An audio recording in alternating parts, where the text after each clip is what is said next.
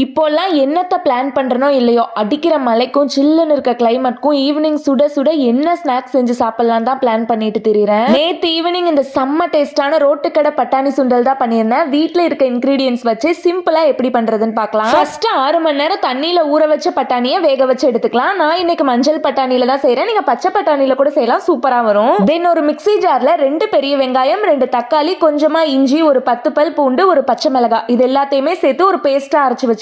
இந்த சைடு ஒரு பேன்ல கொஞ்சமா ஆயில் விட்டுட்டு நம்ம அரைச்சு வச்சிருந்தோம் இல்லையா, அந்த பேஸ்டை சேர்த்து லைட்டா வதக்கி விட்டதுக்கு அப்புறம் மிளகாய் தூள், மல்லித்தூள், கரம் மசாலா, வீட்லயே அரைச்ச குழம்பு மசாலா நான் சேர்த்துக்கிறேன். அப்புறம் தேவையான அளவு உப்பு இது எல்லாத்தையுமே சேர்த்து பச்சை வாசனை போக நல்லா வதக்கிக்கோங்க. அதுக்கப்புறம் நம்ம வேக வச்ச பட்டாணியில தண்ணி இருக்கும் இல்லையா, அதை சேர்த்துட்டு நல்லா கொதி வந்ததுக்கு அப்புறமா நம்ம வேக வச்ச பட்டாணியில பாதியை மட்டும் மேஷர் வச்சு நல்லா நசுக்கி விட்டுட்டு நம்ம ரெடி பண்ணி வச்ச மசாலா கொட்டி கிளறி கொத்தமல்லி தூவி இறக்குனீங்கன்னா சூப்பரா ரெடி ஆயிரும். மறக்காம சர்வ் பண்ணும்போது கேரட், வெங்காயம், கொத்தமல்லி போட்டு சர்வ் பண்ணுங்க.